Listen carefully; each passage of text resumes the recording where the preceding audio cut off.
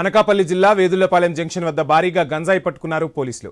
840 కేజీల గంజాయిని సీజ్ చేశారు. 4 నిందితులను అదుపులోకి తీసుకున్నారు పోలీసులు. బొలెరో వాహనం, 2 బైక్స్, సెల్ ఫోన్లను స్వాధీనం చేసుకున్నారు. గంజాయి విలువ 42 లక్షలుగా పోలీసులు అంచనా వేశారు. ఒడిశా నుంచి కర్ణాటకకు గంజాయి తరలిస్తుండగా పోలీసులు పక్కా సమాచారంతో గంజాయిని పట్టుకున్నట్లు ఎస్పీ తెలిపారు. గంజాయి అక్రమ రవాణాకు పాల్పడితే కఠిన శిక్షలు తప్పవని హెచ్చరించారు.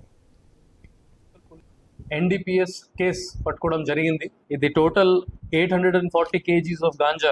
దానికి కాస్ట్ సుమారుగా 42 lakhs వరకు ఉంటుంది. దీంతో పాటు మనకి ఒకటి బొలెరో వెహికల్, ఇంకా 2 motor cycles, 1 motor cycle and 1 scooty which were used as pilots, ఇంకా కొన్ని మొబైల్ ఫోన్స్ కూడా సీజ్ చేయడం జరిగింది.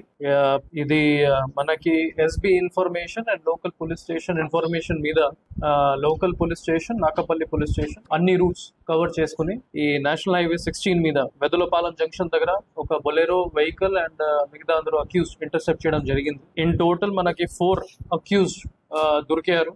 ఇందులో 3 accused are from Anakapalli district, Rolugonda mandal and Golugonda mandal. ఇంకా ఒక అక్యూజ్డ్ మనకి చింతపల్లి కొత్తపాలెం పంచాయతీ.